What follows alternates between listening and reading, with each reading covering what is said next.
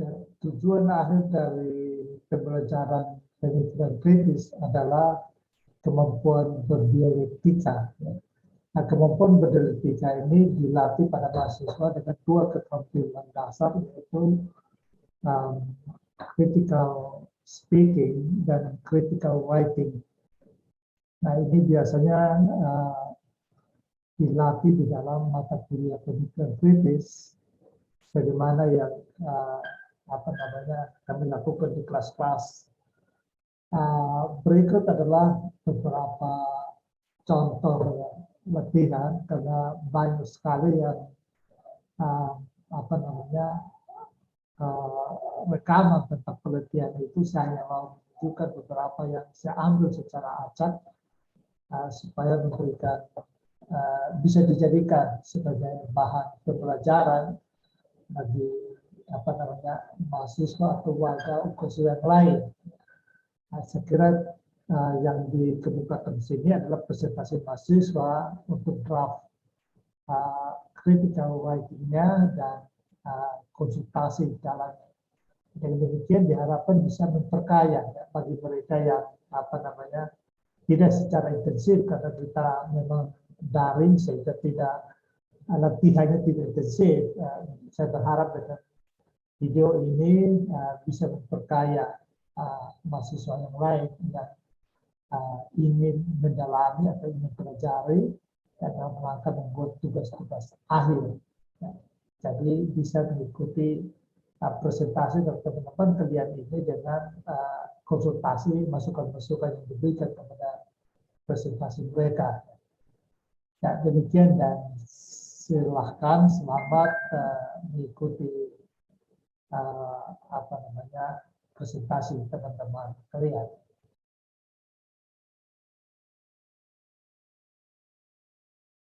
Jadi terima kasih atas kesempatan yang diberikan. Pada saat ini saya akan mempresentasikan karya tulis mengenai elemen dalam mata pelajaran berpikir kritis. Judul yang saya angkat yaitu putus nyambung hubungan pemerintah dan masyarakat dalam menangani perubahan iklim. Konsep-konsep kunci yang saya gunakan di sini adalah perubahan iklim dan pemanasan global. Untuk elemen yang pertama, yaitu purpose, di sini bertujuan untuk mengedukasi pembaca mengenai faktor penyebab perubahan iklim dan masifnya dampak yang ditimbulkan dari perubahan iklim, serta mengingatkan pembaca mengenai pentingnya sinergisme antara pemerintah dan masyarakat dalam menanggulangi krisis perubahan iklim. Langsung yang ke elemen yang kedua, yaitu di bagian questions. Di sini ada 5 pertanyaan. 5 pertanyaan kunci yang akan saya jawab ketika dalam menulis tulisan saya nanti. Yaitu pertama ada apa saja faktor yang menyebabkan perubahan iklim. Yang kedua, apa saja dampak yang disebabkan oleh perubahan iklim. Yang ketiga, apakah pemerintah sudah cukup baik atau serius dalam penanganan krisis perubahan iklim. Yang keempat, apakah masyarakat sudah berkontribusi untuk membantu pemerintah dalam menangani krisis perubahan iklim. Dan yang terakhir yaitu apa saja tindakan nyata yang sudah atau yang dapat dilakukan masyarakat maupun pemerintah untuk mengintervensi dampak perubahan iklim. Oke, sabar Alfa, sabar. Saya pikir proposnya menarik ya. Nah, di question ini 5 ini begini, karena kalian dibatasi kalau tidak salah 800 sampai 1.200 kata. Nah, kalau 5 question ini kan nanti question ini kan nanti langsung jadi subbahasan gitu loh. Ya. Subbahasan supaya memastikan setiap question itu terjawab kan gitu ya. Itu dengan cara itu akan lebih tidak ngambang tulisan kita. Nah, menurut saya terlalu banyak kalau kamu 5 subbahasan, saya tidak yakin karena 800 sampai 1.200 itu sekitar 3 halaman itu. Ya. 3 sampai 4 halaman lah. Nah, itu saya yakin tidak akan kamu tidak tuntas membahasnya gitu loh. Kamu coba fokus saja pada 1-2 pertanyaan, tetapi nanti dengan pertanyaan itu lalu apa yang kamu ingin bahas di pertanyaan lain terbahas di situ juga. Ya kan? Sehingga bisa memperkaya ya, pembahasannya lebih kaya, lebih variatif dan lebih tajam menurut saya ya. Kalau apa ini kalau buka buat print nanti kan kesannya tulisannya itu seperti tanya jawab doang, ya kan? Pertanyaan ini lalu jawabnya itu. Pertanyaan itu nggak menarik ya. Tulisannya menjadi tidak membangun dialektika di situ ya. Jadi menurut saya kamu sederhanakan saja. 5 pertanyaan itu dirumuskan ulang jadi 2 atau paling banyak 3 pertanyaan saja. Tetapi pembahasannya nanti tetap 5 pertanyaan itu akan terjawab di dalam 3 question yang kamu rumuskan ya. Ini saya tahu ini menarik, tapi kamu harus buat begitu supaya analisisnya lebih tuntas ya dan tajam saya kira. Itu usul saja Alfa, nanti kamu perbaiki. Lanjut. Elemen yang ketiga yaitu informasi. Di sini saya menggunakan ada 5 informasi untuk menjawab 5 pertanyaan yang tadi. Yang pertama itu pertama informasi mengenai perubahan iklim dapat disebabkan oleh kejadian-kejadian alamiah. Namun sejak 1800-an aktivitas manusia seperti penggunaan bahan bakar fosil seperti batu bara, minyak dan gas menjadi faktor utama penyebab perubahan iklim. Informasi ini diambil dari situs web PBB yang baru diakses kemarin. Yang kedua, konsentrasi gas rumah kaca saat ini berada pada level tertinggi selama 2 juta tahun terakhir. Belakangan ini bumi lebih panas 1,1 derajat Celcius dibandingkan akhir tahun 1800-an. Hal ini dapat menyebabkan kemarau berkepanjangan, kelangkaan air, kebakaran hutan, naiknya permukaan laut, mencairnya es di kutub utara dan selatan, dan lain-lain. Masih sama juga diambil dari situs web PBB. Informasi yang ketiga, ini saya kutip dari pernyataan dari Dino Patijalal. Beliau berkata, dari seluruh masalah yang dihadapi dunia sekarang, baik itu ekonomi, infrastruktur, pandemi, kemiskinan, globalisasi, industri 4.0, pendidikan, dan sebagainya, kita ada satu blind spot yang terbesar dari seluruh masalah itu, yaitu masalah perubahan iklim. Narasi kita mengenai perubahan iklim masih sangat lemah. Sementara literasi ke publik juga masih sangat lemah, dan perhatian pemerintah juga masih sangat lemah. Ungkap Dino Patijalal, mantan Wakil Menteri Luar Negeri Republik Indonesia, yang juga merupakan pendiri Foreign Policy Community of Indonesia. Dia diakses dari situs web Mongabay. Informasi yang keempat yaitu berdasarkan survei yang dilakukan oleh lembaga Purpose, sebanyak 9 dari 10 orang Indonesia mengaku khawatir terhadap perubahan iklim. Namun tingkat pengetahuan mereka terkait perubahan iklim masih cukup rendah, diakses dari situs web Kompas pada kemarin hari. Dan yang terakhir yaitu pemerintah Republik Indonesia melalui Kementerian Keuangan sudah memulai pendanaan untuk mengatasi perubahan iklim serta menjalankan program-program yang berkaitan dengan perubahan iklim. Diakses dari situs web Kementerian Keuangan Republik Indonesia pada kemarin hari.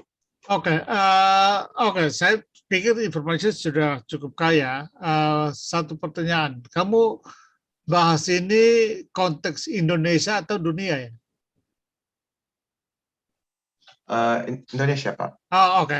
Kalau Indonesia berarti datanya sudah cukup. Kalau saya pikir kalau dunia kemarin itu kan yang di gas law itu kan saya tidak tahu apakah ada keputusan-keputusan yang berkaitan dengan itu atau tidak, barangkali itu aktual ya. Jadi kalau mungkin gunakan itu kan di situ pemerintah kan membangun komitmen kan sebenarnya. Apakah substansi yang berkaitan dengan perubahan iklim itu ada atau tidak, nanti kamu bisa senggol itu sedikit. Saya kira informasi sudah cukup memadai untuk membahas tulisanmu. Silakan lanjut. Elemen yang keempat yaitu konsep. Di sini ada 4 konsep kunci yang saya kemukakan, yaitu yang pertama perubahan iklim, kedua itu dampak perubahan iklim terhadap manusia, 3 kinerja pemerintah dalam menangani perubahan iklim, dan 4 kontribusi masyarakat dalam menangani perubahan iklim. Oke, ini sudah bagus, tapi kamu tidak lengkapi. Jadi misalnya perubahan iklim itu apa sih? Ya harus dijelaskan di situ kan. Lalu dampak perubahan iklim terhadap manusia itu apa, itu juga harus semua lengkap ya. Jadi begini, sebenarnya template ini kalau kita sudah buat lengkap, menulis itu coba copy paste aja, lalu kita rakit aja kembali kan gitu ya. Jadi konsep betul, kamu konsep yang ada ini sudah oke, menurut saya sudah klop betul dengan purpose dan question yang ingin dijawab, ya, hanya belum lengkap, ya. Itu menurut saya ini teknis tapi akan bagus kalau kamu lengkapi sehingga apa namanya begini. Alfa, ini karena punyamu menurut saya runtunya sudah enak, sudah bagus. Saya ingin kamu lengkapi, ya, lengkapi konsepnya, karena saya mau jadikan punya kamu sebagai salah satu contoh untuk apa namanya di kelas lain misalnya, ya. Tunjukkan contoh yang maksudnya yang apa namanya template-nya lengkap dan runtunya sesuai, ideal lah, kira-kira begitu, ya. Jadi saya minta kamu lengkapi, ya, tapi nanti sudah bisa lanjut ke tulisan. Ini sudah bagus. Oke, lanjut. Masuk ke dalam elemen yang kelima, yaitu asumsi. Di sini ada 3 asumsi yang saya gunakan, yaitu yang pertama, dampak dari perubahan iklim sejatinya sudah dapat dirasakan pada saat ini. Cuaca yang sudah semakin tidak menentu, seringnya terjadi badai pada daerah-daerah yang rawan, dan kebakaran hutan yang semakin meluas merupakan beberapa contoh nyata dari imbas perubahan iklim. Oke. Yang kedua, itu walaupun beberapa tahun belakangan ini sudah mulai meningkat, perhatian pemerintah terhadap isu-isu yang mendasari terjadinya perubahan iklim masih dapat dikatakan minim. Kurangnya ketersediaan generator energi yang berkelanjutan menjadikan penggunaan bahan bakar fosil yang jauh lebih murah masih tetap tinggi. Hal tersebut diperparah dengan lambatnya kinerja pemerintah dalam menindak penambangan energi fosil yang tidak terbarukan. Pemerintah juga lambat dalam mengembangkan moda transportasi umum untuk menekan penggunaan kendaraan pribadi yang menggunakan bahan bakar yang tak terbarukan. Dan yang ketiga yaitu kesadaran masyarakat untuk menekan perubahan iklim juga masih kurang. Hal tersebut ditandai dengan masifnya penggunaan plastik, kurangnya kesadaran untuk berjalan kaki atau menggunakan kendaraan umum ketimbang menggunakan kendaraan pribadi, hingga penebangan hutan yang dilakukan secara liar yang dapat berimbas pada punahnya beberapa satwa sehingga dapat mengancam keberlangsungan ekosistem. Oke, asumsi juga sudah oke, sudah bagus.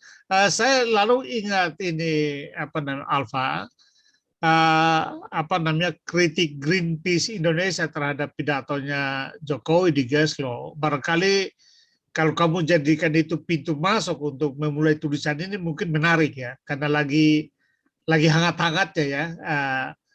Saya tadi pagi kemarin masih lihat wawancara dengan si Leo siapa yang Greenpeace Indonesia itu, ya. Saya mengerti argumen. Saya tadinya juga saya pikir mereka Greenpeace Indonesia itu apa namanya sekedar ngaco atau apa terhadap pemerintah, ya. Tetapi setelah mendengar argumennya, saya pikir cukup logis argumennya dia, ya. Misalnya begini, dia kan dia dituduh untuk kenapa dia bikin apa namanya periode untuk buat analisis tentang deforestisasi itu 2003 sampai 2011, lalu 11 sampai 19. Nah, itu kan masanya bukan Jokowi, kan gitu, ya. Lalu dari situ kan nampak bahwa memang laju deforestasi itu tinggi sekali. Nah, lalu argumennya bahwa ini kan kita bicara deforestasi tidak tergantung pada siapa yang memerintah. Karena Jokowi pidato di Glasgow itu mewakili Indonesia, keadaan Indonesia. Jadi bukan bicara siapa yang memerintah pada waktu itu. Dia harus berbicara sebagai Indonesia, kan gitu, ya. Jadi dari situ saya tadinya curiga terhadap dia, tapi setelah dia jelaskan itu saya paham, ya, apa namanya perspektifnya dia, dan menurut saya logis, ya. Nah, mungkin mau saya kalau itu juga kamu masukkan dalam informasi yang akan membuat kamu mengawali masuk dari situ, nah, itu mungkin menarik, ya. Ini coba usul, ya, Alfa, ya, nanti kamu pertimbangkan. Ya, lanjut. Ini asumsi juga sudah oke. Lanjut. Elemen yang keenam yaitu inferensi atau kesimpulan. Di sini ada 4. Yang pertama itu aktivitas manusia seperti penggunaan bahan bakar tidak berkelanjutan, penebangan hutan secara liar, hingga jumlah limbah yang digunakan merupakan beberapa hal yang berkontribusi, baik secara langsung maupun tidak, terhadap perubahan iklim. Yang kedua, yaitu walaupun pemerintah mengklaim telah melakukan tindakan intervensi terhadap perubahan iklim, hal tersebut masih dirasa sangat kurang. Yang ketiga, yaitu masyarakat di satu sisi sudah menyadari bahaya yang ditimbulkan oleh perubahan iklim. Namun, kurangnya edukasi menjadi penghalang bagi masyarakat untuk mengambil langkah-langkah menangani perubahan iklim. Dan yang keempat, yaitu dapat disimpulkan bahwa sinergisme yang sangat dibutuhkan antara pemerintah dan masyarakat masih sangat rendah. Oke. Nanti kamu lihat lagi apakah data mendukung atau hasil interpretasi terhadap data. Tapi menurut saya begini, menurut saya kesimpulan kamu masih biasa saja. Kesimpulan kamu belum wah gitu ya. Isu ini sangat wah gitu loh, Alfa. Isu ini sangat menarik, sangat wah, dan data yang kamu gunakan itu juga bagus ya. Kesimpulan itu adalah kita begini, Alfa, dan kalian yang lain. Kesimpulan itu adalah kita melampaui data, melampaui fakta, karena kita data itu sebagai bahan dasar bagi kita untuk membangun argumen gitu loh, atau membuat kesimpulan sintesa. Ya. Jadi kesimpulan itu sekali lagi ya, dia harus melampaui apa yang sudah ada. Ya. Karena kamu ingat ya. Newton bilang saya berdiri di atas bahu orang-orang besar. Ya.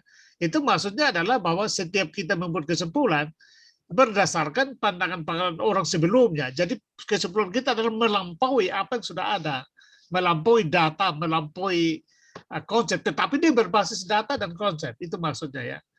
Sehingga menurut saya kesimpulan kamu masih datar, biasa-biasa aja gitu loh. Nggak ada yang wah dari situ. Padahal isunya wah dan informasi yang kamu gunakan sebenarnya wah gitu ya.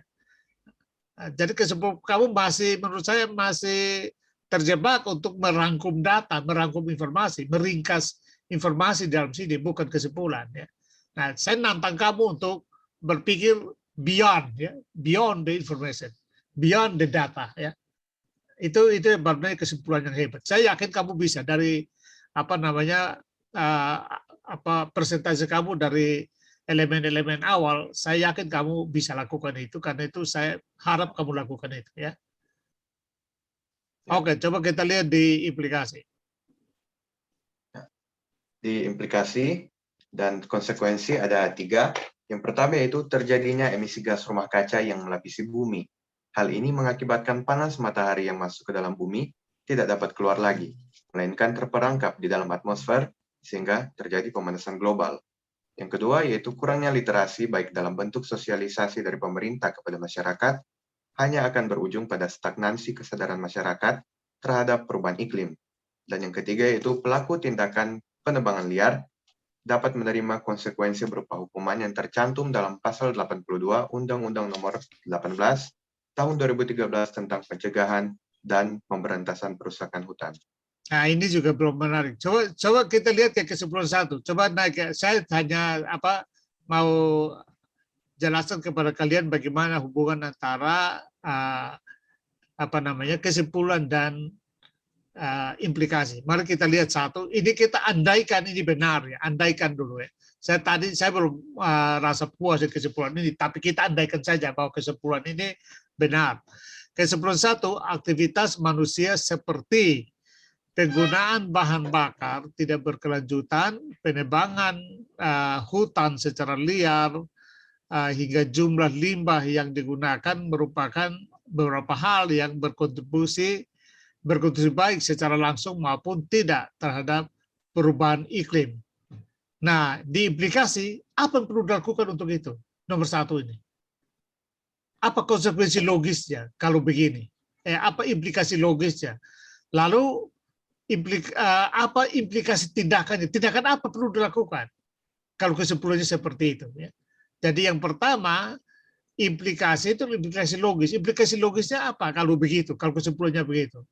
Kalau konsekuensi itu tindakan apa yang perlu dilakukan kalau kesimpulannya seperti itu supaya kesimpulan itu bisa aplikatif ya.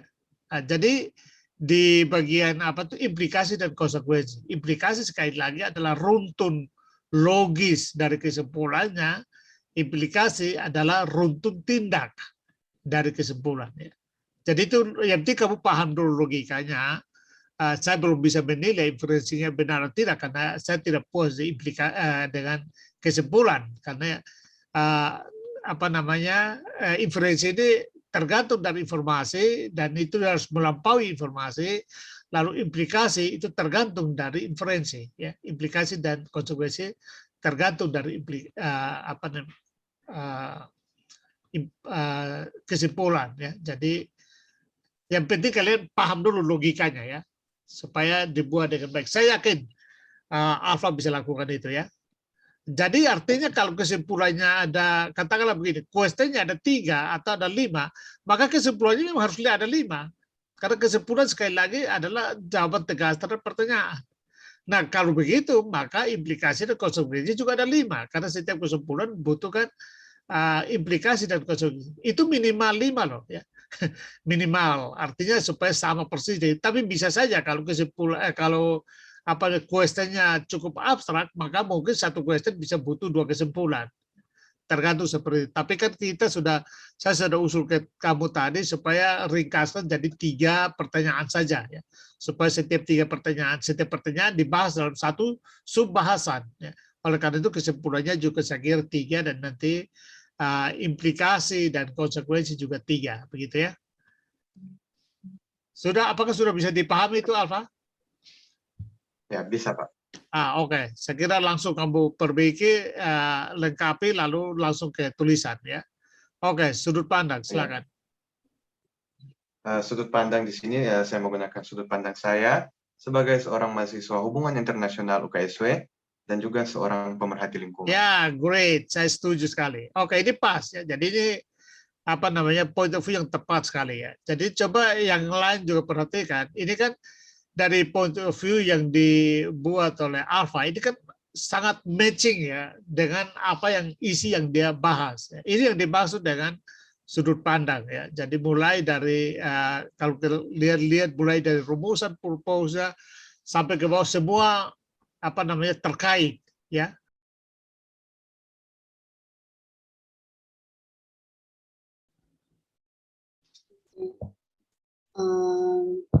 Saya pakai judul kekerasan seksual di Indonesia, konsepnya gender dan RUU PKS.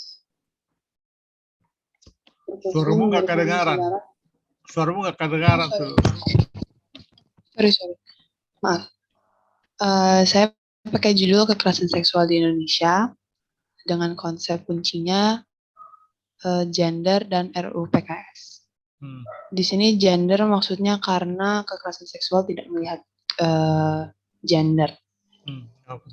Lalu purpose-nya memberikan kesadaran bahwa kekerasan seksual masih terjadi sampai saat ini. Novelty-nya menurut saya nggak ada karena bukan hal yang baru untuk dikenal oleh masyarakat. Sabar. Sorry. Kembali ke purpose.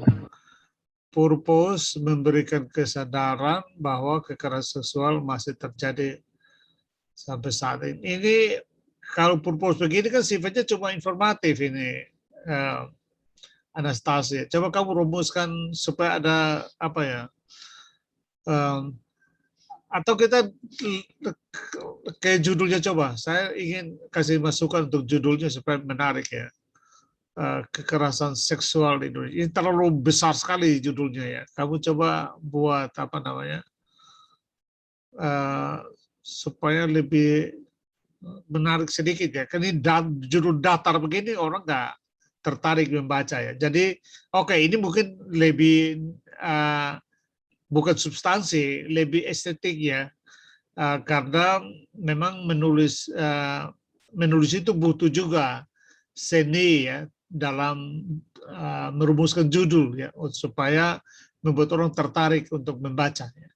Pada prinsipnya kita menulis untuk dibaca. Kalau menulis untuk orang tidak baca itu tidak perlu menulis kalau begitu, ya. Jadi barangkali saya akan usul kalau misalnya kamu judulnya langsung begini aja,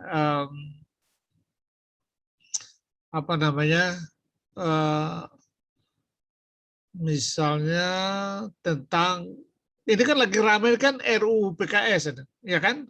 Yang sekarang lagi aktual. Ini tulisan aktual sekali. Kalau kamu bisa ramu lagi aktual nih, lagi perdebatan tentang undang-undang PKS ini. Jadi barangkali kamu masuk aja ke situ, fokus ke situ ya. Karena dengan sendirinya kamu fokus ke katakanlah perdebatan berkaitan dengan atau pro kontra, mungkin kamu akan bahas tentang pro kontra undang-undang PKS ini ya, RUU PKS ini. Karena dengan sendirinya ketika kamu bahas pro kontra ini, kamu akan bahas tentang apa substansinya, itu kekerasan seksual, ya kan? Nah, akan menarik karena apa? Karena kamu judulnya kalau pro kontra undang-undang PKS, dan itu kan nanti kamu cari kan ada fraksi yang menolak itu atau politisi yang kamu kutip langsung pernyataannya yang dengan keras menolak rancangan undang PKS. Kan di balik itu kan sebenarnya berarti dia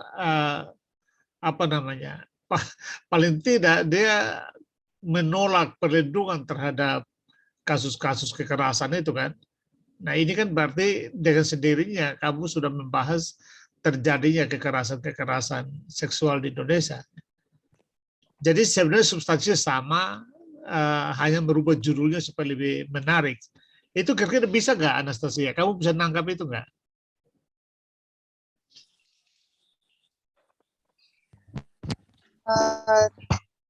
Kalau misalnya masalah buat pro kontranya, saya takutnya nggak nyambung ke bawahnya, Pak. Soalnya Gimana? saya emang Bagaimana? takutnya nggak nyambung ke bagian setelah question ke bawah.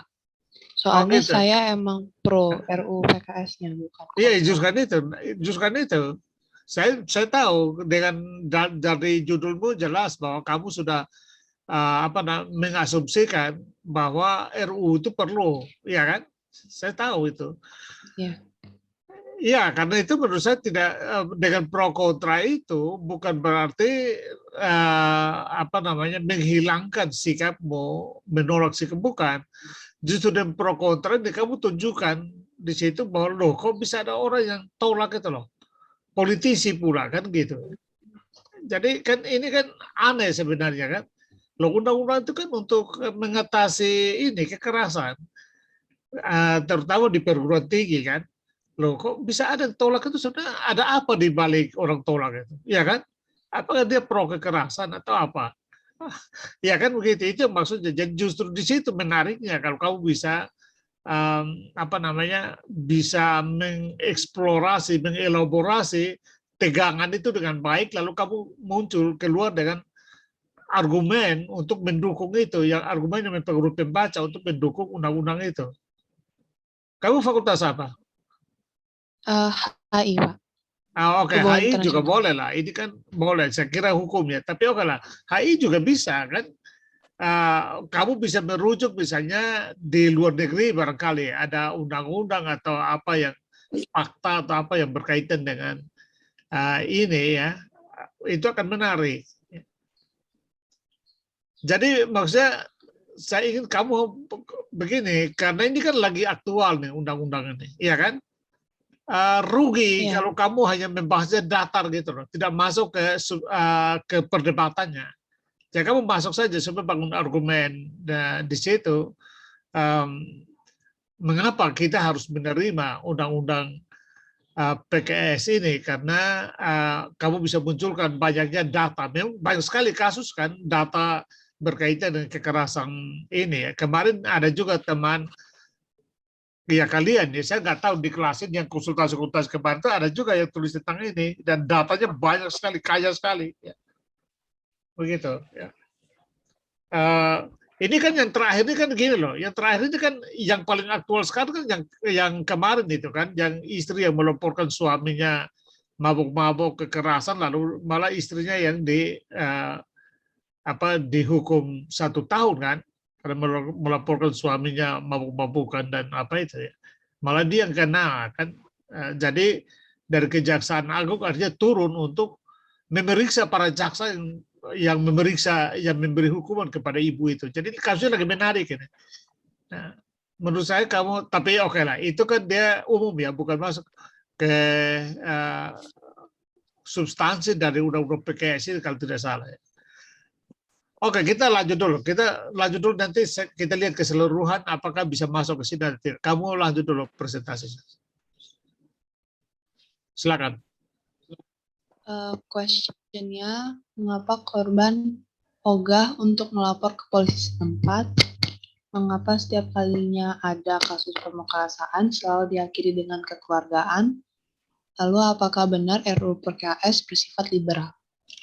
Nah, sabar. Ini 3 pertanyaan yang sangat besar sekali. Kamu butuh apa namanya? Kamu sebenarnya fokus deh. Karena misalnya begini ya, mengapa korban ogah untuk lapor? Ini saja informasi yang kamu butuhkan banyak ya. Kasus-kasus yang ogah itu kamu bisa dapat datanya nggak? Tentang korban-korban yang nggak lapor ke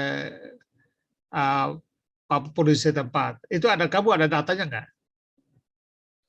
Oh, udah Pak, saya udah research Oh ya, oke. dan segala Lalu macam. yang kedua, mengapa setiap kali ada kekerasan selalu, oh ini juga ada data ya, yang selalu diselesaikan dengan masalah kekeluargaan itu ya?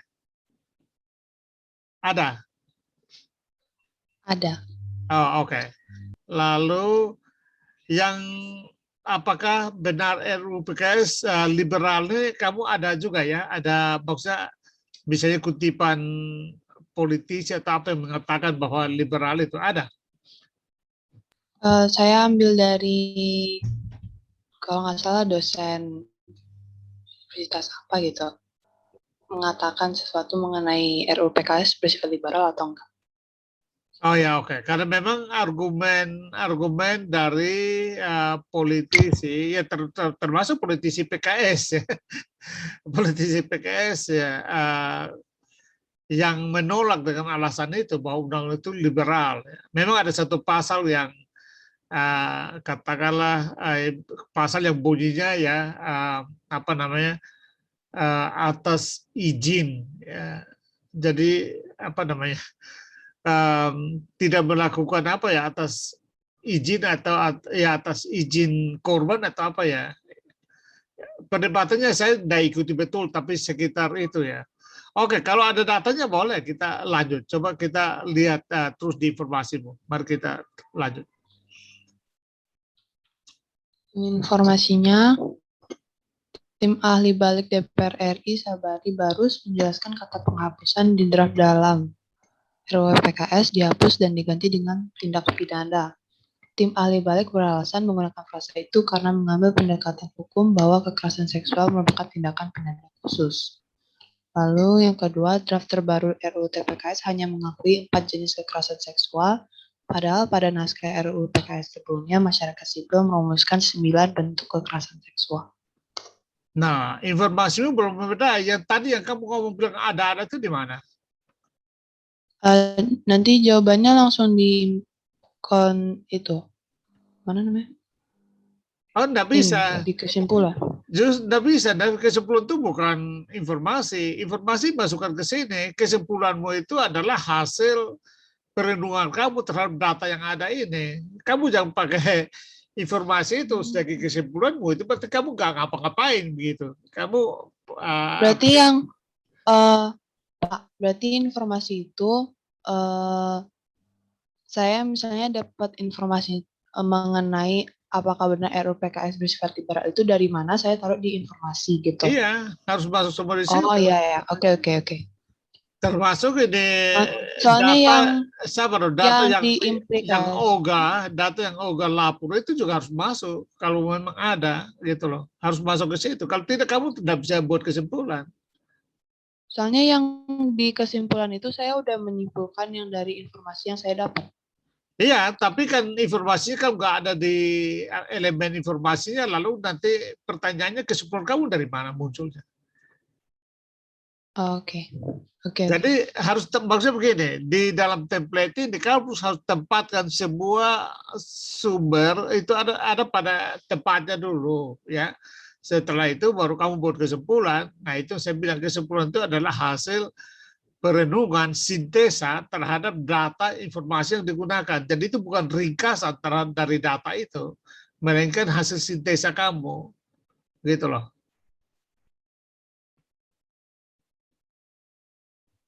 Paham itu ya? Saya paham sekarang, saya paham.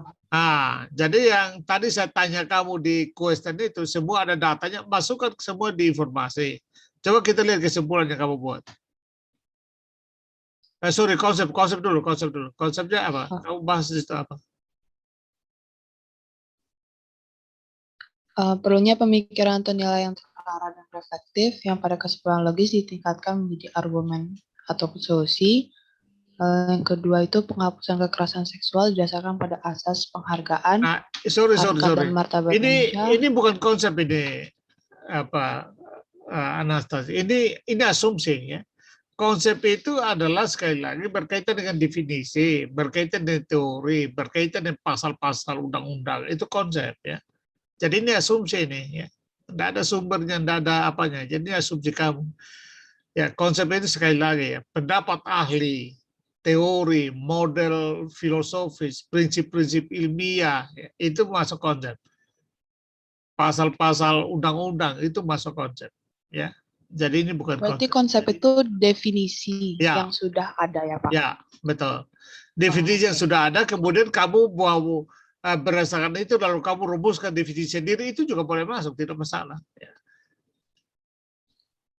Oke.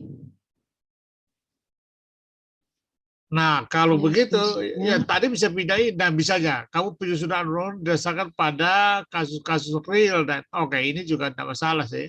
Ini bisa masuk asumsi tidak masalah ya. Nah, oke, saya kira ini tidak masalah. Yang tadi kamu di konsep itu pidasi juga nggak masalah ya. Asumsi itu banyak juga tidak masalah sih. Nah, coba kita lihat di diferensi. Saya mau lihat jangan sampai pasti banyak informasi kan di situ.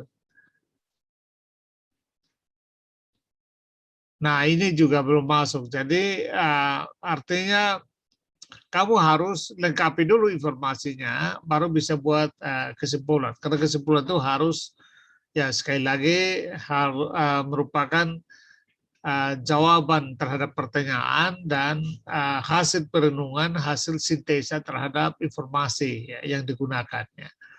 Sehingga makanya banyak kali kan begini loh, banyak kasus terjadi karena ketika kesimpulan dipublish, ya katakanlah begitu ya, bisa menimbulkan perdebatan ya gini. Ini bukan menakut kalian, hanya mencoba menjelaskan supaya kalian mengerti logikanya ya. Ketika kita buat kesimpulan, itu pikiran kita, bukan lagi pikiran dari orang-orang yang kita kutip dalam informasi maupun dalam konsep. Itu pikiran kita yang kita buat berdasarkan informasi-informasi yang kita kumpulkan ya. Jadi sudah hasil perenungan kita, hasil sintesa kita, hasil kerja nalar kita ya, itu kesimpulan. Nah karena itu ketika kita buat kesimpulan, lalu misalnya ada yang mau mendebat kita ya, ketika kita publish ya, lalu orang berdebat, ya, pertanyaan dalam perdebatan itu biasanya adalah apakah kesimpulan you based on evidence? Apa ada data mendukung ini? Ya, pertanyaannya kan di situ. Nah kalau kita berkesimpulan yang tidak punya basis data, ya habis kita nanti waktu di debat, ya kan? Nggak bisa kita jawab. Tetapi kalau kita berkesimpulan berdasarkan data, maka kita dengan tenang aja orang bilang begitu, kita tentukan apa namanya datanya yang mendasari kesimpulan kita. Ya.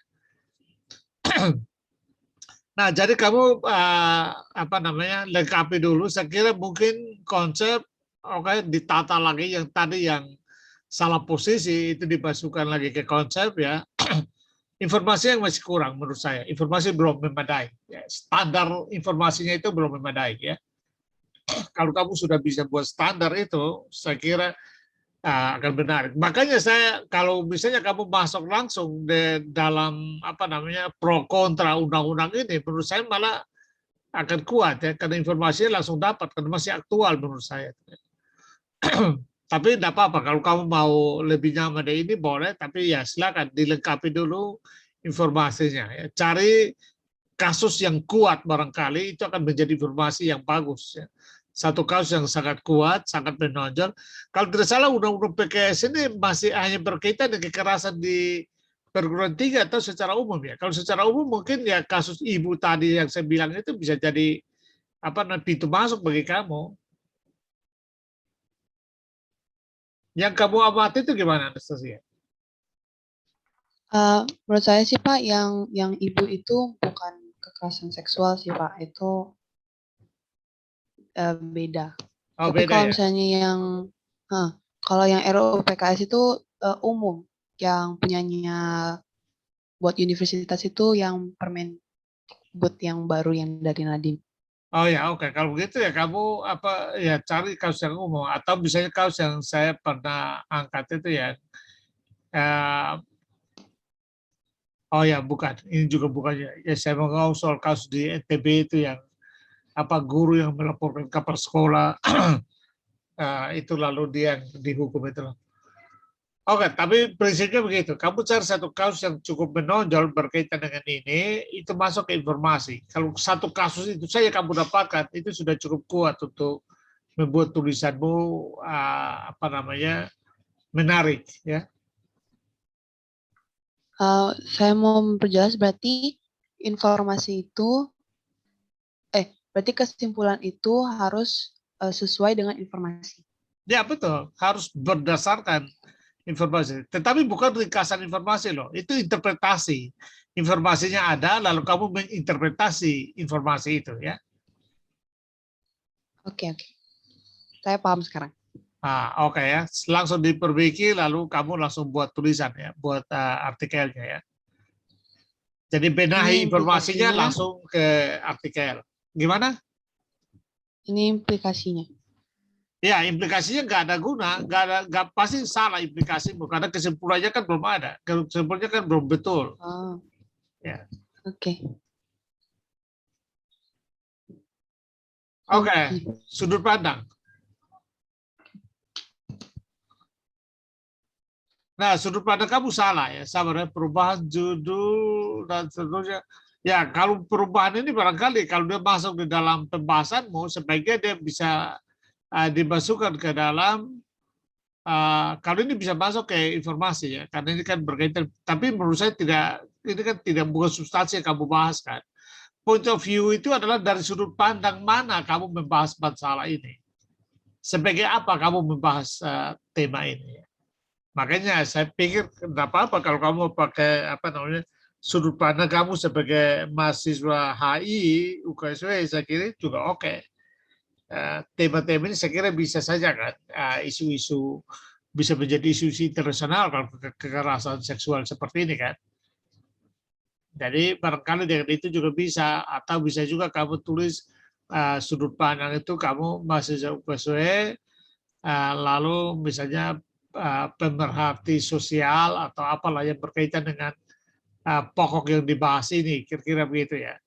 Yaitu namanya sudut pandang ya. Jadi sudut pandang itu sebenarnya secara sederhana atributmu dalam tulisan. Kalau kamu baca di contoh-contoh waktu latihan reading itu kan tulisan Kompas yang saya bagi itu kan kalian baca misalnya Pak Yos Mambu ya. Sebagai apa dia? PR4 dan apa kan. Nah, itu berarti dia bahas materi dan posisi dia sebagai pimpinan perguruan tinggi ya. Cocok dengan substansi yang dibahasnya itu ya. Nah, jadi itu namanya atribut. Itu juga atribut itu menggambarkan sudut pandang ya. Sebagai apa kita dalam membahas itu. Ya. Nah, sebagai apanya itu harus berkaitan dengan substansi yang dibahas. Ya. Kalau tidak ya orang bilang ngapain you bahas itu, bukan bidangmu atau bukan tidak ada kaitan apa-apa kok you bahas itu, orang nggak tertarik gitu. Itu dimaksud di sudut pandang ya. Begitu, bisa paham itu ya Anastasia ya? Bisa Pak. Oke. Silakan kamu buat perbaikan langsung buat kerjakan artikel. Oke. Terima kasih Pak. Makasih udah dikasih kesempatan untuk bisa konsultasi Pak. Jadi ini judul artikel yang saya rumuskan. Untuk purpose-nya, untuk judulnya dulu. Ini kan masih musim hujan ya. Jadi saya mengambil judul atau tema pentingnya merawat cat kendaraan di musim hujan. Untuk purpose-nya sendiri memberikan pengetahuan dampak hujan terhadap cat kendaraan dan juga bagaimana cara menghindari dampak tersebut agar cat tetap dalam kondisi prima. Kamu fakultas apa, Di Bro? sini ada 3. Brian, kamu fakultas apa? Sebenarnya nggak ini Pak, nggak sesuai dengan prodi saya, tapi boleh nggak sekiranya misalnya saya Enggak apa-apa, enggak hobinya apa-apa, itu enggak boleh nggak? apa-apa. Saya tanya saja kamu fakultas apa? Enggak apa-apa. Saya Fakul- fakultas manajemen Pak. Iya, enggak apa-apa, enggak apa-apa. Oke, kan bisa berkaitan dengan hobi kan, enggak masalah ya, enggak masalah. Ayo lanjut, Iya, silakan. oke. Jadi untuk pertanyaannya yang saya ingin ulas di sini ada 3 Pak, Hmm. supaya nggak terlalu banyak. Yang pertama, apakah hujan memiliki dampak buruk terhadap cat kendaraan? Yang kedua, apa efek jangka panjang ketika sebuah kendaraan terkena hujan namun tidak langsung dibersihkan? Yang ketiga, bagaimana cara mencegah dampak-dampak tersebut? Nah, Oke, untuk Brian, pertanyaannya gimana, Pak? sabar, Brian, sabar. Saya pikir pertanyaan yang apa hujan memiliki dampak. Em, Bagaimana ya? Begini, pertanyaan nomor 1 tuh ternyata tidak mendalam gitu ya. Apakah hujan memiliki dampak buruk terhadap cat kendaraan? Seperti kan jawabannya cuma ya atau tidak kan? Kalau pertanyaannya kayak gini gitu kan. Tidak seperti Nah, tidak ya eh, mungkin ya kurang ah, kamu spesifik rumus ya, Pak. ya kamu rumuskan supaya dari apa pertanyaan itu bisa memungkinkan untuk dianalisis ya. Karena kalau begini kan seperti jawabannya ya simpel aja gitu, ya atau tidak kan. Jadi Mungkin kalau diganti seperti bagaimana hujan berdampak buruk itu gimana, Pak? Supaya bisa ya bisa. dijawab lebih dalam lagi, Ya, itu bisa bisa? juga. Oke, saya kira itu boleh ya. Ya, bisa. Bagaimana dampak buruk hujan terhadap cat kendaraan? Ya, mungkin itu oke ya, gitu ya. Bisa, bisa. Oke, Pak. Silakan. Pokoknya kamu perbaiki. Yang penting sudah paham ya. Siap. Oke, lanjut. Untuk informasinya, saya mungkin terlalu banyak yang bahasa Inggris. Tidak apa-apa. Gimana, Pak? Tidak apa-apa. Yang Boleh? penting nanti kamu tulis ya kamu juga tulis terserah mau dalam bahasa Inggris bahasa Indonesia nggak apa-apa. Yang penting nanti apa namanya kalau mau kirim ke media juga tidak masalah. Media bahasa Inggris Indonesia tidak masalah itu soal ya. Menurut saya itu soal. Oke lanjut. Untuk informasinya ini ada cukup banyak, Pak. Ini kalau saya baca satu-satu mungkin terlalu Ya lama. kamu jelaskan saja apa namanya secara garis besar tidak masalah kan? Iya, mungkin secara garis besar ini di sini ya ini tadi harusnya jadi jawaban dari pertanyaan nomor 1 tadi, Pak. Iya makanya nanti jawabannya jawab Bagaimana tidak doang kan? dampaknya itu? Iya makanya. Iya. Nah, Hmm. bagaimana dampaknya itu di sini dijelasin bahwa nanti setelah hujannya itu menguap, dia meninggalkan sebuah lapisan tipis dari polusi yang bisa merusak cat kendaraannya tadi. Nah, jadi ini nyambung ke nomor 2 juga, Pak. Iya, tapi artinya Semakin kan lama kamu ditinggalin, begini, Bro. Artinya kan kamu jawab itu kan selesai begitu sudah kan, tidak bikin apa-apa lagi kan. Jadi artinya jawaban iya. apa? Jadi jawabannya ya tidak kan. Pertanyaan langsung jawab, pertanyaan langsung tidak ada analisis ya kan. Pak, maaf saya potong, tapi ini udah jam 8.30, ada pertemuan Zoom, Pak, Oh gitu. untuk angkatan 2021. Oh gitu kan. Semua ya. Iya, Pak, wajib, Pak, untuk angkatan 2021. Oh gitu ya. Kemarin kata Komai, Pak Michael, Hah? katanya nanti izin ke dosen yang lagi ngajar buat nanti izinnya jam 8.30 buat masuk ke Zoom. Oh gitu ya. Nah, oke kita coba kamu apa namanya, Brian kamu lanjut ke apa namanya konsep. Coba saya lihat konsep. Kita segera akhiri ya. Kita lihat konsep dulu. Konsepnya apa yang kamu bahas di sini? Ini kayak ilmiahnya sama definisi gitu, Pak. Iya. Kalau definisi oke ya. Karena nanti kan konsepnya harus menjelaskan secara teknis bagaimana air itu, kandungan air hujan itu, unsur-unsur kimia yang di air hujan itu lalu Iya, benar, Pak. mengandung cat misalnya ya. Itu harus ada teorinya itu. Iya kan? Ada ya? Iya, ini hujan Oh, asam ini isinya apa ya, aja di oke. sini ada, Pak. Oke, lanjut ke kesimpulan. Saya ingin lihat kesimpulan. Apa yang kamu simpulkan? Ini, Pak, yang sudah saya rumuskan. Ah, silakan dibacakan dulu supaya kita ini. Tapi ini tadi yang ikut Zoom tadi gimana, Pak? Iya, tidak apa-apa. Kita selesaikan ini dulu. Selesaikan ini baru kalian langsung akhiri ya. Oke, jadi cepat aja di musim hujan ini kita harus rajin merawat dan membersihkan kendaraan kita agar terhindar dari dampak yang dapat merugikan kita di jangka panjang. Terus menyimpan kendaraan di area tertutup seperti garasi dapat memudahkan kita untuk merawat kendaraan secara tidak terkena efek langsung dari lingkungan luar.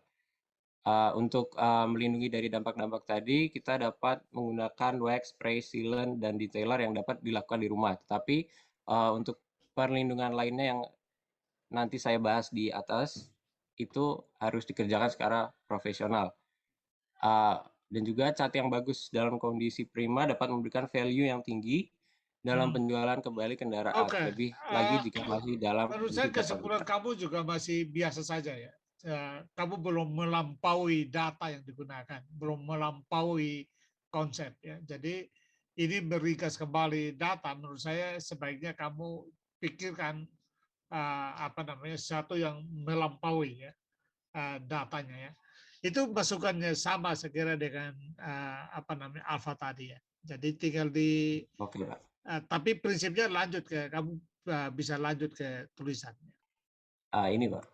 Sebagai Oke. apa? Ya, hobi, Pak. Hobi ya. Oke, sebagai otomotif oke, pas ya. Ini juga contoh point of view yang sesuai dengan tulisan ya. Jadi yang lain juga bisa lihat contoh dari Brian dan Alpha tadi ya. Itu point of view mereka sangat sesuai dengan apa yang mereka tulis ya. Ini yang diharapkan ya. Oke, lanjutkan Brian untuk selesaikan tulisanmu. Kita bisa akhiri. Siap, terima kasih, Pak. Tapi sebelum itu saya mau tanya, Pak. Ya, silakan. Berarti kan kesimpulannya kan masih kurang tepat. Berarti indikasinya berarti juga belum tepat ya, Pak? Ya, Karena tentu kan saja. Ya. menyambung. Sudah dengan sendirinya, ya. Sudah pasti kalau kesimpulannya belum tepat, implikasi juga. Ya, prinsipnya begini deh. Brian, saya lihat kamu mampu. Kesimpulan kamu masih biasa-biasa saja maksud saya ya. Artinya kesimpulan orang setelah baca informasi, baca kesimpulan kamu ya nggak ada yang wah di situ kan. Kamu tidak melampaui informasi. Itu maksudnya ya. Nah, apalagi misalnya kalau akan menarik, kalau kamu masuk ke konteks Indonesia misalnya ya. Karena dengan iklim yang mungkin spesifik konteks iklim kita barangkali proses itu mungkin agak lain lagi. Coba kamu berpikir merenungkan masuk ke situ. Ya, itu menurut saya mungkin akan menarik, membuat tulisanmu menarik. Ya, bisa begitu ya, Brian ya. Oke. Oke. Siap. Terima kasih ya, Pak. Oke.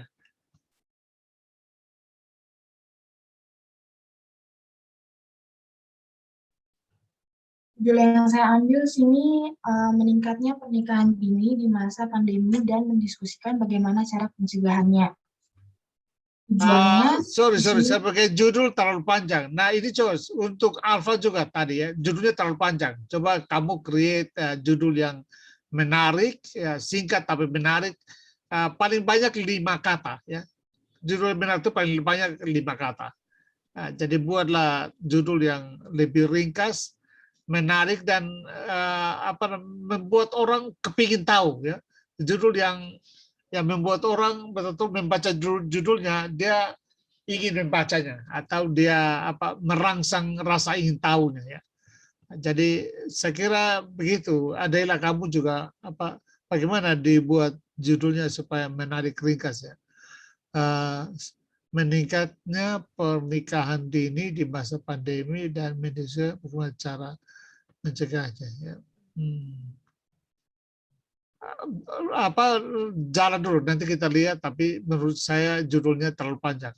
Oke, lanjut dulu nanti kita pikirkan.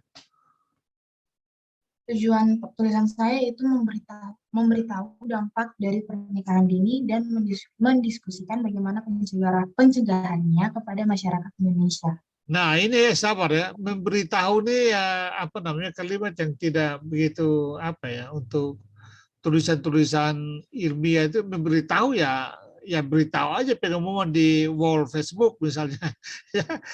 Jadi apa namanya ya barangkali langsung aja ya mendiskusikan misalnya dampak pernikahan dini ya. Kenapa memang dampak apa pernikahan dini, dampaknya apa? Dampak dari pernikahan dini maksudnya apa? Kalau begitu dampaknya apa? Apa yang kamu khawatirkan Adela dengan pernikahan dini, memberikan dampak apa pernikahan dini itu? Kalau yang saya bahas itu kayak kurang apa sih? Mereka tuh belum siap gitu untuk membangun keluarga sehingga ekonominya kurang, terus kesiapannya kurang. Tapi kan masalahnya kamu kaitkan dengan apa namanya masa pandemi. Pandemi ini kan baru hanya hampir 2 tahun. Lalu bagaimana bisa mengetahui dampaknya? Padahal baru pengamatannya hanya di masa pandemi yang hanya 2 tahun, baru belum 2 tahun juga atau baru apa ya? Karena dampak itu Iya, kan jadi di masa butuh pengamatan yang panjang, Adela. Kalau namanya dampak itu ya. Begini, jadi di sini dalam tulisan-tulisan ilmiah pilihan kata itu dia punya konsekuensi ke analisisnya dan metodenya ya. Jadi kalau kita buka kata dampak, ini dampak tidak bisa dilihat dalam waktu 1-2 hari, 1-2 tahun. Dampak itu pasti panjang dulu baru kita bisa mengetahui kan gitu ya. Jadi barangkali mungkin begini, tidak usah terlalu berat-berat lah ya. Jadi kamu misalnya mendiskusikan fenomena, misalnya kalau ini saya duga aja dari tulisanmu, saya duga kelihatannya kamu berasumsi bahwa dalam masa pandemi pernikahan dini banyak gitu ya, meningkat atau? ya meningkat. Oke, nah mungkin kamu propose adalah mendiskusikan fenomena meningkatnya pernikahan dini di masa pandemi. Itu kan menarik. Orang baca, wah, kok bisa ya gitu ya. Jadi begitu aja. Propose adalah ini mendiskusikan fenomena meningkatnya pernikahan dini ya di masa pandemi di Indonesia. Wah, ini itu pasti menarik. Orang akan tertarik membacanya ya. Jadi proposal kamu langsung rubah aja ya, mendiskusikan jadi mendiskusikan apa namanya fenomena pernikahan dini. Nanti di situ kamu sudah bisa bahas dampak, sudah bisa bahas bagaimana mencegah ya.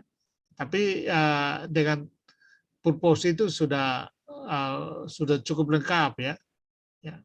Jadi mendiskusikan fenomena meningkatnya pernikahan dini ya di masa pandemi ya.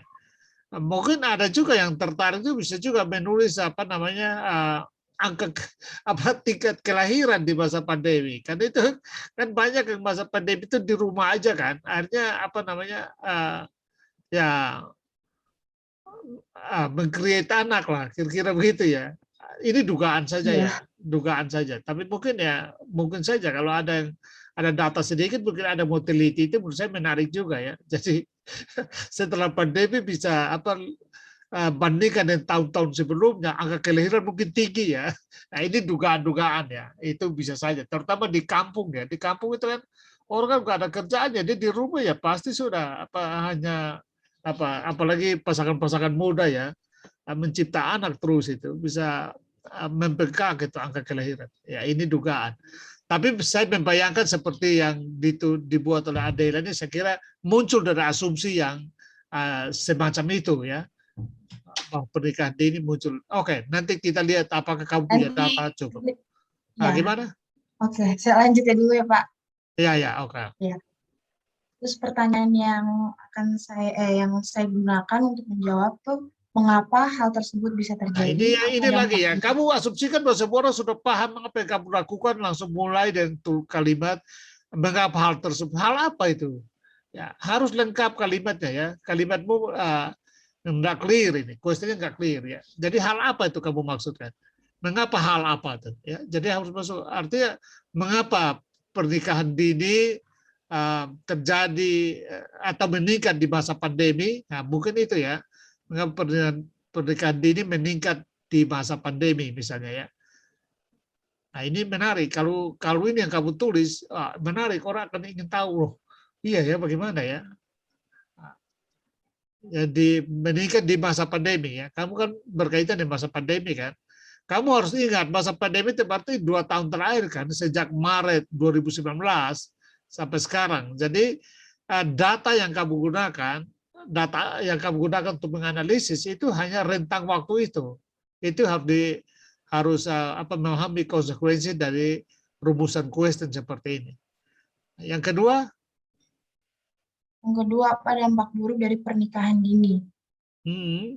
Terus yang ketiga, bagaimana cara mencegah hal tersebut? Maksudnya mencegah dampak kan? Ya. Nah, menurut saya begini, sekali lagi dampak belum bisa diamati dalam waktu singkat ini ya. Apalagi kan tidak, kamu kan pengamatannya kan katakanlah orang yang mulai menikah sejak 2019 Maret, karena kasus pertama kan bulan Maret 2019.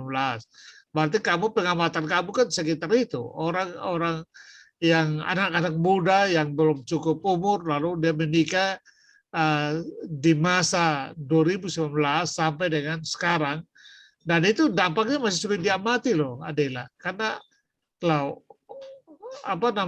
menurut saya masih sulit, waktunya belum terlalu singkat untuk diamati dampaknya ya. Jadi mungkin begini aja, kalau memang judulnya mendiskusikan fenomena pernikahan dini, maka yang dibahas itu ya cukup mengapa pernikahan dini meningkat di masa itu. Lalu yang kedua barangkali kamu membahas tentang katakanlah masalah-masalah yang umum ya terjadi pada pernikahan dini. Jadi di situ barangkali kamu bisa angkat kasus-kasus yang berkaitan dengan masalah-masalah tadi, yang masalah belum siap lah, masalah ekonomi lah, macam-macam itu ya. Nah, saya kira 2 pertanyaannya aja ya. Jadi pertanyaan adalah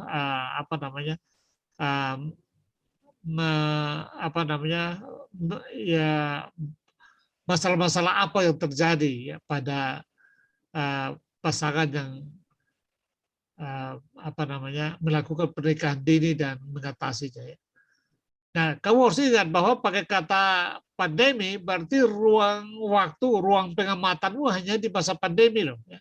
Jadi tidak membahas pernikahan dini sebelum dan sesudah pandemi. Nah, ini coba kamu pikirkan baik-baik, apakah benar itu yang kamu maksudkan atau tidak. Ya, karena itu berkaitan dengan informasi yang harus kamu riset ya, harus adakan. Bisa paham itu Adela? Bisa Pak, bisa. Oke. Kita lihat informasimu. Nanti rumusan questionnya kamu sesuaikan dengan masukan tadi. Mari kita lihat informasi. Silakan. Yang pertama, Kementerian Pemberdayaan Perempuan dan Perlindungan Anak atau Kementerian PPPA melaporkan peningkatan angka perkawinan anak selama pandemi COVID-19. Selanjutnya yang dilansir pada katadata.co.id bahwa Direktorat Jenderal Badan Peradilan Agama mencatat 34.000 permohonan dispensasi kawin sepanjang Januari sampai Juni 2020. Dari jumlah tersebut, 97% dikabulkan dan 60% yang mengajukan adalah anak di bawah 18 tahun. Jumlah permohonan dispensasi kawin tersebut jauh lebih tinggi dibandingkan sepanjang tahun lalu yang sebanyak 23.700. Permohonan dispensasi dilakukan antara salah satu atau kedua calon mempelai belum masuk usia kawin berdasarkan hukum yang berlaku di negeri ini. Oke, menarik. Jadi begini, artinya yang kamu bahas itu yang 60% itu, ya kan? Yang 60% yang masuk kategori di bawah umur itu kan? Karena kan bahas pernikahan dini, iya kan? Iya, Pak. Ya, oke. Lanjut, yang penting kamu paham. Jadi dari 97 itu 60% yang pernikahan dini itu yang kamu fokus untuk membahas tentang mereka. Oke, lanjut. Yang kedua, riset Indonesia menunjukkan penurunan perkawinan anak yang berjalan lambat dari tahun ke tahun, namun jumlahnya masih 13 poin. Selanjutnya, menjadikan Indonesia sebagai negara kedua dengan angka perkawinan anak tertinggi di Asia Tenggara Oh ya. Wah. setelah panjang tahun 2019 sampai hingga 2020 memang telah terjadi penurunan sebanyak 0,6%, tapi masih jauh dari target penurunan hingga 8,74% Oke, pada menarik, 2024. menarik. Lanjut. Menurut Kementerian PPPA 2021. Diambil dari berkas.dpr.go.id. Selanjutnya, sebagaimana yang dikutip dalam berkas.dpr.go.id, perkawinan anak dapat memiliki efek negatif yang serius dan bertahan lama. Ketika seorang remaja perempuan hamil, hal ini dapat berdampak signifikan pada pendidikan, kesehatan, dalam kurung akibat komplikasi dari persalinan dan kesempatan kerja yang mengaruhi kehidupan dan pendapatan masa depan. Anak yang dilahirkannya juga berisiko kematian pada masa bayi, stunting dari rendahnya berat badan lahir. Oke. Selanjutnya, yang keempat, yaitu hukum di Indonesia mengatur batas usia minimal yang menikah adalah 19 tahun, sehingga termaktub dalam UU Nomor 16 Tahun 2019 tentang perubahan atas UU Nomor 1 Tahun 1974. Seseorang yang menikah di bawah batas usia tersebut tergolong ke dalam pernikahan dini. Terus yang terakhir, di Indonesia sendiri sex education kurang diterapkan di lingkungan keluarga. Banyak dari orang tua Indonesia berpikir bahwa hal tersebut merupakan hal yang tabu untuk dibahas kepada anak mereka. Nah, yang kelima, yang lima itu bukan informasi, yang lima itu asumsi, ya, asumsi kamu, tidak ada sumbernya itu, atau berapa datanya itu nggak ada, jadi bukan data ya, ini opini atau masuk ke asumsi kamu ya, ini bukan informasi. Lalu sabar dulu. Oke, sudah ada informasi berkaitan dengan dampak ya, sudah data berkaitan dengan dampak. Oke, kita lanjut dulu. Oke, konsep yang saya gunakan yaitu definisi dari pernikahan dini. Pernikahan dini adalah pernikahan yang dilakukan oleh dua orang perempuan di saat usianya belum mencapai 18 tahun. Usia ini seringkali dikenal dengan usia remaja. Oke, sabar. Di konsep itu, ini oke ya, definisi pernikahan ini oke. Kamu mesti cari lagi pendapat ahli atau teori psikologi atau apapun juga ya, yang berkaitan dengan pernikahan dini dan dampaknya ya. Jadi itu harus bersifat teoretik atau bersifat apa ya? Biasanya teori psikologi ada tuh, atau bahkan teori kesehatan ada ya. Nah, kamu perlu cari itu untuk mendukung lagi ya, karena di konsep itu hanya definisi pernikahan dini saja itu tidak memadai bagi kamu untuk buat analisis ya, karena kamu analisis kan pengaruhnya kan, pengaruh dari pernikahan dini ini dengan apa namanya yang kamu sebut dampak itu ya. Jadi perlu cari itu lagi, kaitan antara pernikahan dini dengan apa namanya entah dampak psikologis atau dampak ekonomi atau apapun juga, tetapi harus cari pendapat ahli ya untuk mendukung itu ya, diperkaya di konsep ya, itu tugas kamu ya. Lanjut.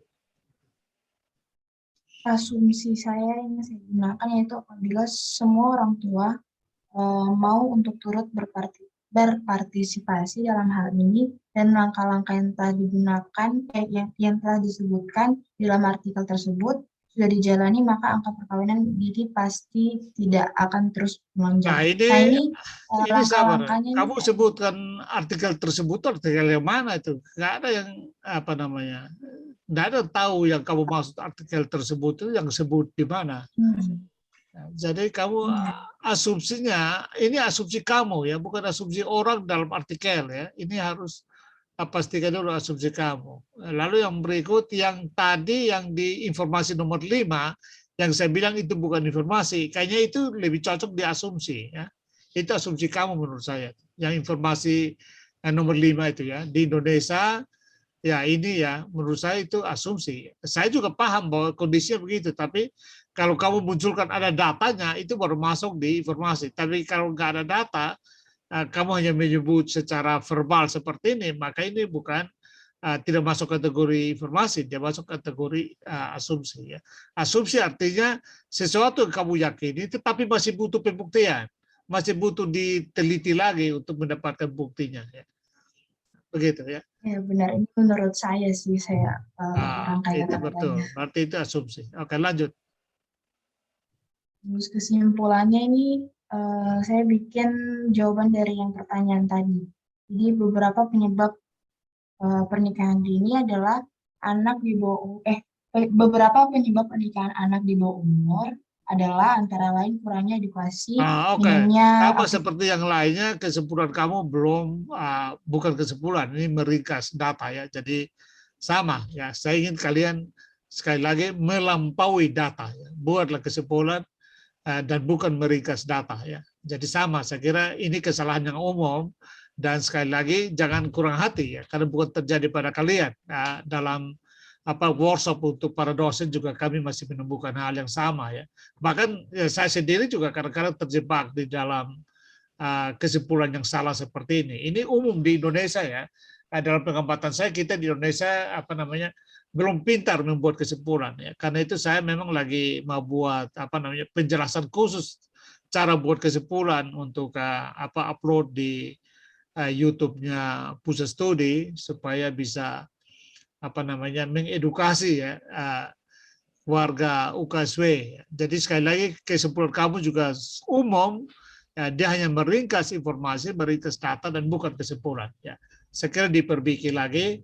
Ya, jadi berbasiskan data yang ada, informasi yang ada, lalu kamu mencoba bernalar, ya, mencoba membangun sebuah sintesa, ya, yang duduk di atas data itu. Ya, sebagai kesimpulan. Jadi dengan itu maka kita berkontribusi bagi perkembangan intelektual gitu ya. Kalau yang bikin-bikin tidak ada kontribusi apa-apa, orang baca ya memang ya nggak ada yang baru gitu ya. Nah, itu yang dimaksud. Jadi kesimpulan itu selalu adalah hasil kreasi ya, hasil nalar kita ya yang memproses data informasi yang kita gunakan. Karena itu semakin kaya kita menggunakan data, semakin bisa kita gunakan data yang aktual, informasi yang aktual, akan membantu kita untuk membuat kesimpulan yang baik ya. Itu sama persis seperti kalau pakai metafor memasak tadi ya. Semakin bagus kalian, semakin berkualitas bahan-bahan mentah yang digunakan untuk membuat masakan, meracik masakan, maka tentu kualitas masakannya makin bagus kan gitu ya. Persis seperti itu. Dalam menulis juga seperti itu. Informasi yang bagus kita gunakan akan membawa kita kepada kesimpulan yang berkualitas.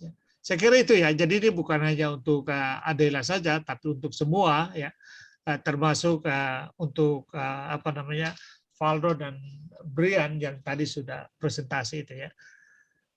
Begitu, Adela. Sudah ada yang kamu mau tanyakan sebelum mengakhiri ini supaya kamu bisa buat perbaikan dan lanjut ke tulis artikel. Ya, Pak, yang kesimpulan ini kan saya bikinnya dari jawaban yang pertanyaan tadi kan, pertanyaan yang di atas. Betul, nah, betul. Berarti maksudnya ini bukan ya, masuk dalam kesimpulan. Ini masih ringkasan terhadap data. Betul bahwa karena data informasi itu kan memang harus bisa mendukung kita menjawab pertanyaan kan gitu ya.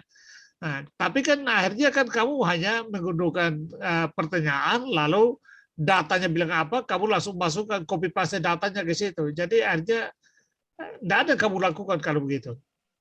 Dari pikiranmu sendiri, itu maksudnya ya. Kesimpulan itu sudah harus hasil pikiran kita sendiri dengan menginterpretasi data untuk menjawab pertanyaan. Itu maksudnya ya.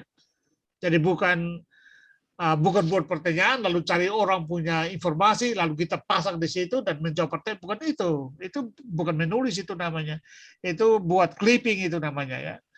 Nah, kesimpulan adalah hasil interpretasi kita terhadap data yang ada ya. Bisa ditangkap itu?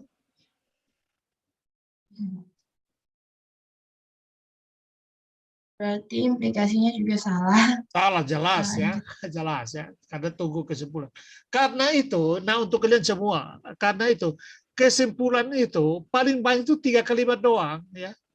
3 kalimat doang. Kalimat pertama itu kalimat yang jawaban tegas terhadap pertanyaan. Kalimat kedua itu penjelasan ya, kalimat pelengkap terhadap statement pertama yang menjawab pertanyaan itu. Dan kalau dimungkinkan 3 kalimat. Kesimpulan itu nggak banyak, paling 2-3 kalimat doang ya.